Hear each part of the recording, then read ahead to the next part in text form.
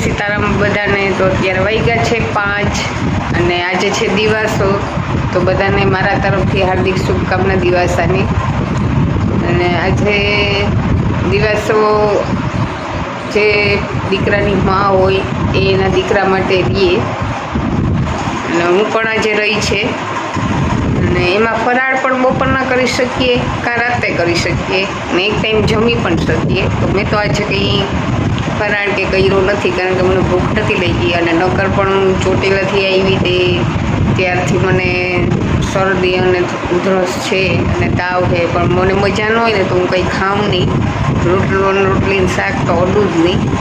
એમને આમ નાસ્તા ટાઈપ હોય ને એ રીતના જ હું રહું. જ્યારે મને મજા ન હોય ને ત્યારે તો 2 દિવસ થયા તો હું એમ જ છે. 2 દિવસ થયા તો મેં કંઈ રોટલી કે રોટલો અડ્યો જ ન. અને આજે પણ મને ભૂખ નથી લઈ, એટલે બપોરના મેં ફરાળ પણ નથી કર્યું. ન કરીએ રહીએ અને ભૂખ લાગે તો ફરાળ આપણે કરી શકીએ અને એક ટાઈમ જમી શકીએ. તો હવે રાતના જ ડાયરેક્ટ જમીશ.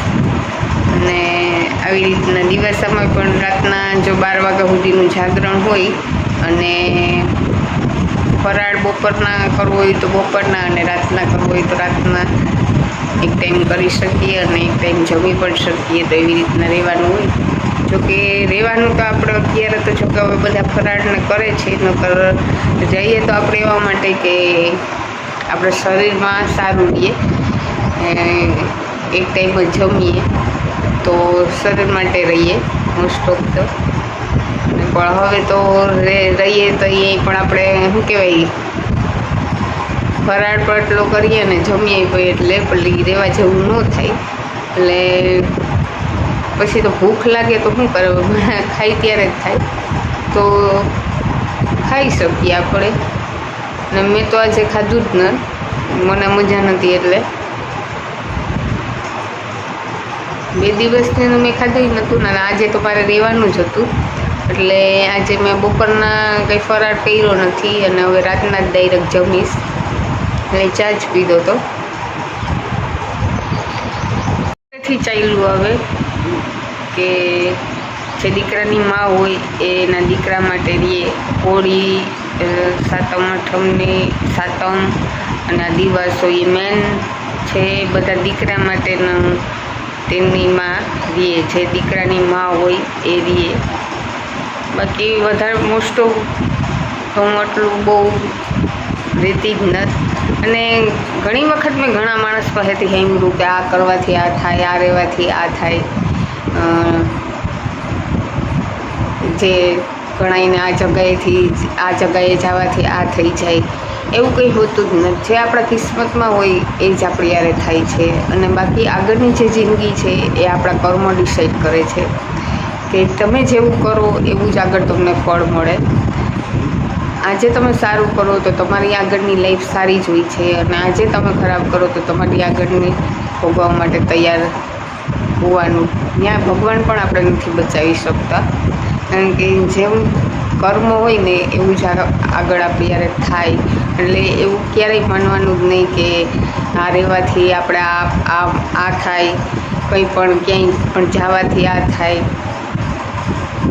એ કંઈ નથી થતું. બસ તમારે સારા કાર્ય કરો અને તો ભગવાન પણ ખુશ થાય છે અને આપણી જિંદગીમાં આપણે એનું ફળ જરૂર મળે છે આગળ જઈને. તો એક જ યાદ રાખવાનું કે એક તો આપણા કિસ્મતમાં જે લખાયેલું હોય ને એ પહેલાં આપણી યારે થાય, અને પછી જેવા આપણે કરશું ને એવું જ આપણી આગળની લાઈફ સારી જશે. તો આપણે જ ડિસાઈડ કરવાનું છે કે આપણે કેવી રીતના જીવવું. બાકી કંઈ કરવાથી કંઈ નથી થવાનું, કંઈ પણ રહેવાથી કે કંઈ પણ.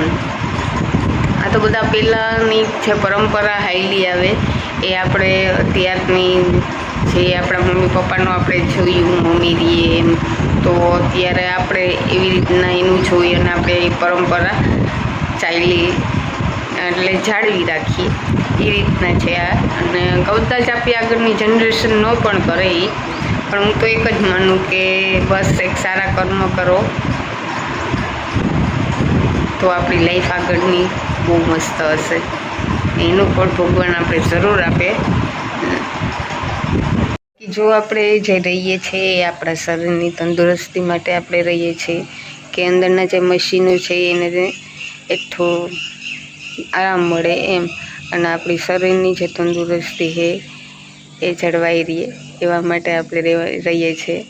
બાકી તો બધી આપણે માન્યતા છે કે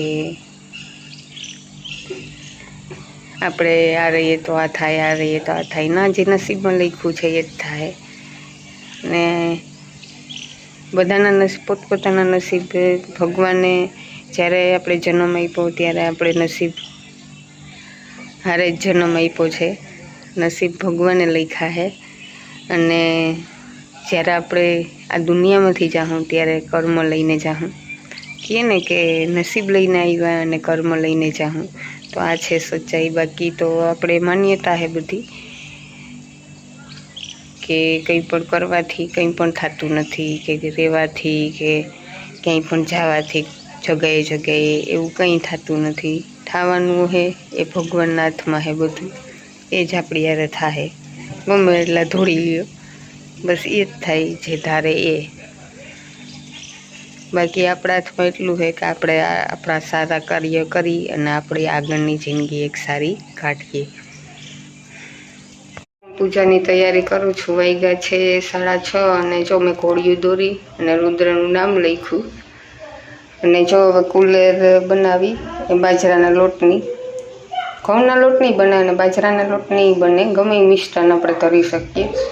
તો હું કુલેર રુદ્રને ભાવે અને માતાજીને, છોકરા માટે આપણે રહીએ એટલે કુલેર મેં જો હું અત્યારે માતાજીને ધરી તો ગર ને ઘી અને બાજરાનો લોટ એ ચૂરી નાખવાનું.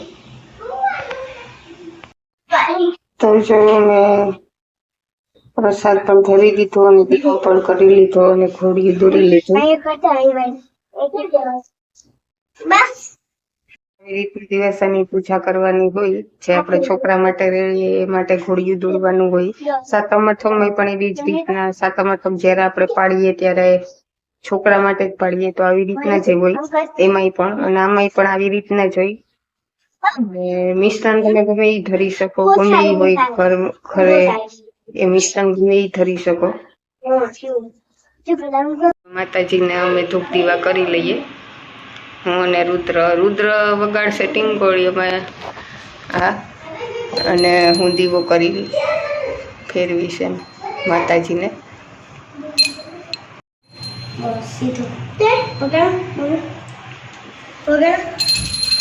જો રુદ્ર આવી રીતના વગાડે અને હું આરતી કરીશ. આમ ઊંચું વગાડજો.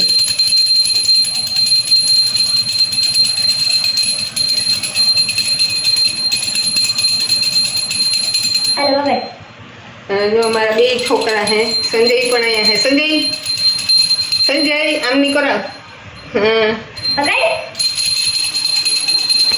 પૂજા પણ થઈ ગઈ અને ધૂપ દીવા થઈ ગયા. બાકી તો માતાજી ભૂલ ચૂક માફ કરે.